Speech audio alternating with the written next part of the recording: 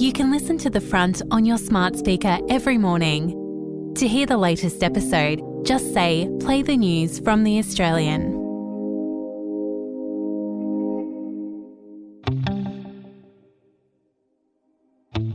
From The Australian, here's what's on the front. I'm Claire Harvey. It's Thursday, August 29. Core inflation is stuck at 3.8%, although there's been a fall in the headline figure to 3.5%, indicating we're stuck with high mortgage rates for at least another 6 months. A University of Sydney professor has been found to have breached the uni's code of conduct by telling first-year students Hamas terrorists' use of rape and sexual violence was fake news and a hoax. The university says there will be disciplinary action, but she won't lose her job. You can read that story in detail right now at theaustralian.com.au. A year of disasters, from a pushy chairman to an Olympic torch disaster, culminate in a 22% profit slump at Nine Entertainment. So, can the CEO keep his job? That's today's story.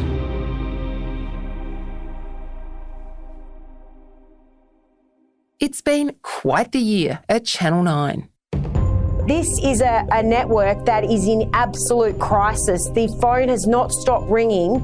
Allegations of misbehaviour. With News Corp blowing the cover off multiple claims of sexual harassment and bullying. The loss of a chairman after Peter Costello pushed The Australian's reporter Leah Mendez to the ground. Don't.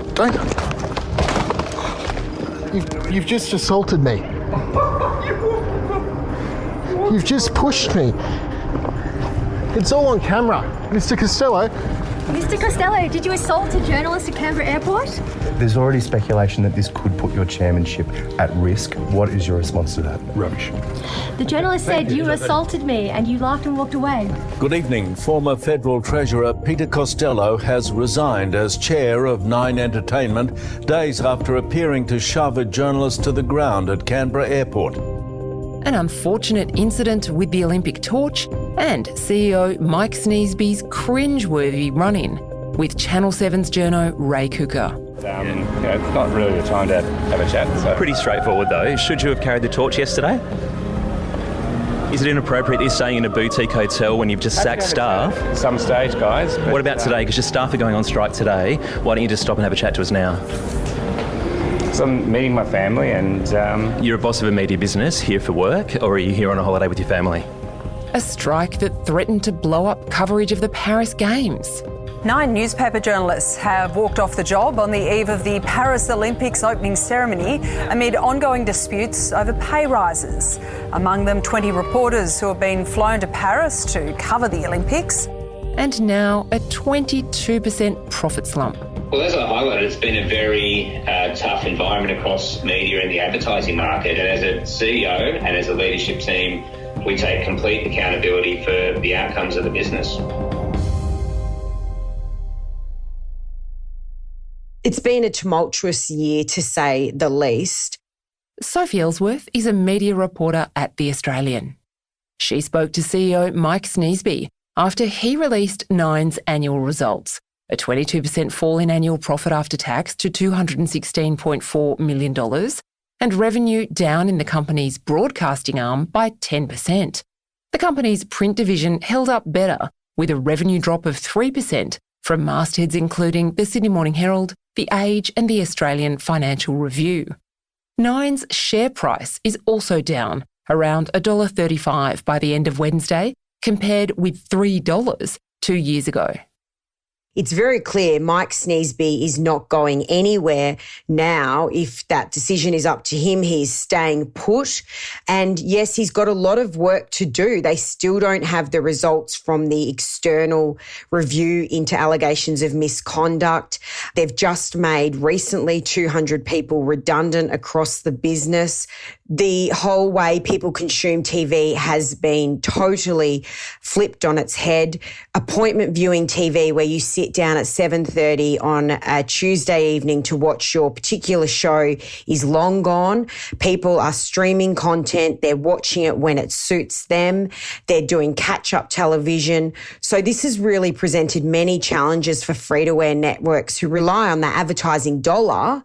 They have had to branch out and try and make this work in the streaming world because there's so many competitors out there, choice out there, big streamers, global streamers such as Netflix, who are stealing the eyeballs away from free-to-air TV. Mike Sneesby told Sophie he was feeling optimistic. If I summarise the result today, obviously the market, the advertising market in particular, free-to-air market has been tough in FY24. Over the long term, we think our publishing business, with the strength of subs growth that we've had and ARPU growth across that base, we'd expect to see the opportunity for publishing to be a positive earnings growth business. I feel very strongly that this business, the leadership team and everyone across Nine is performing exceptionally well. And of course, I take accountability for the entire performance of this company. But he's had to take a cut to his bonus and will only take home a total package of $2.1 million, down from nearly $2.7 million the previous year. Well, obviously the executives have not reached the targets that they needed to reach to get their full bonuses. It would have been a bad look if they did get their full bonuses. But I think Mike Sneesby's made a few decisions that has left many people within Nine very annoyed. When he made hundreds of staff redundant, he announced this short time after that. He was on a plane to Greece for a family wedding. That did not go down well. It then emerged that he was running with the Olympic torch in the run-up to the Paris Olympics, where Nine had the broadcasting rights. People were saying within Nine and definitely out of Nine, this is a bad look. This is a man who is running a media company with a long list of problems and he's not reading the room. It was a tone-deaf decision for him to continue running with that torch, where he was basking in glory. Meanwhile, back home, hundreds of staff are being made redundant. Here's a little of Sophie's interview.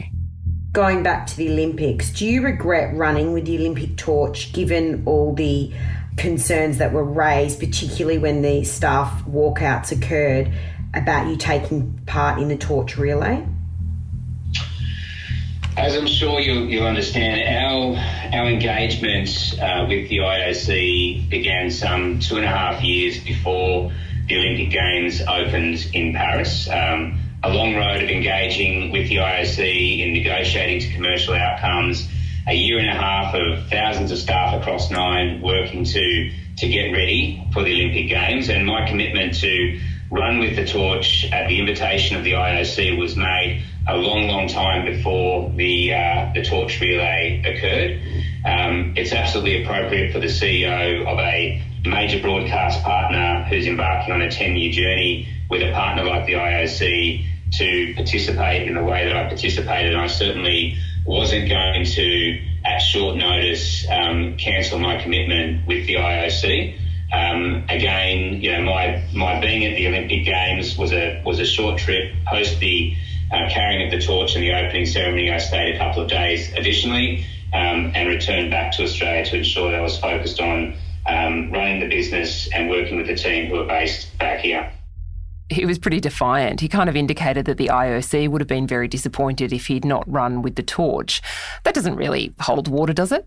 You know, following this, weeks later, there were staff who had T-shirts printed with him running with the torch, mocking him as a result of him making that decision when they're fighting for pay rises. He's on multi-million-dollar contract and he's decided to run with the torch. Over in Paris, it seemed to many that he was completely out of touch with reality back home. Coming up, why some of Nine's biggest stars have been bumped from the pointy end of the plane. Don't forget, subscribers to The Australian get access to expert analysis around the clock. Join us at theaustralian.com.au. It's a lot cheaper than a business class flight. We'll be back after this break.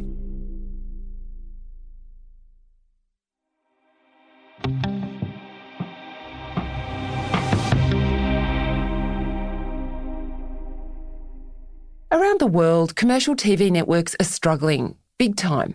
Here's our media editor James Madden talking about Seven West Media's results released earlier this month. Net profit before taxes is down 69%. Group revenue overall has slipped 5%. There's not much silver in any of the linings at Seven. New CEO Jeff Howard, who's been in the job since April, so just over 4 months, was definitely sought to put a positive spin on these numbers, which by any measure are shocking. In New Zealand, the only commercial TV news provider, TV3, shut its suite of news and current affairs shows earlier this year and replaced them with a 6 p.m. news bulletin outsourced to a different newsroom.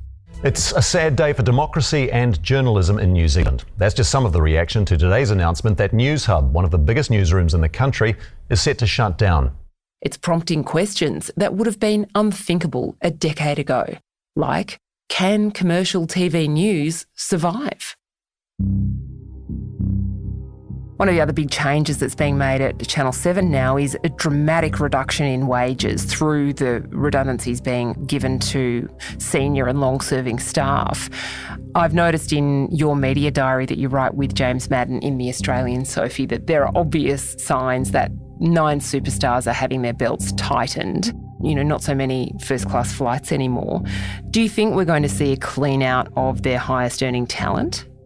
Well, at both networks, there seems to be some talent there that are still on very high incomes. Those days of these stars receiving big salaries each year are coming to an end. The TV stations can simply not justify it and are looking at ways to cut costs everywhere they can.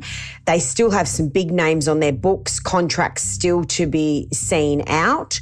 So what seems to be happening is when a lot of these contracts with big stars, including newsreaders, are coming to an end, they simply chop up the contract, offer them something far less, or send them on their way and get someone younger and cheaper.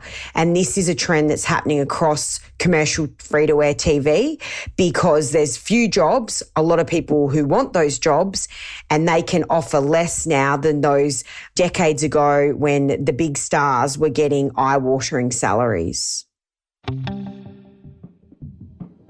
Sophie Ellsworth is a media writer with The Australian.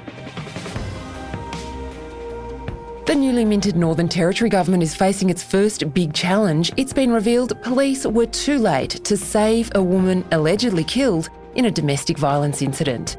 You can read that exclusive story, as well as all our journalism, right now at theaustralian.com.au.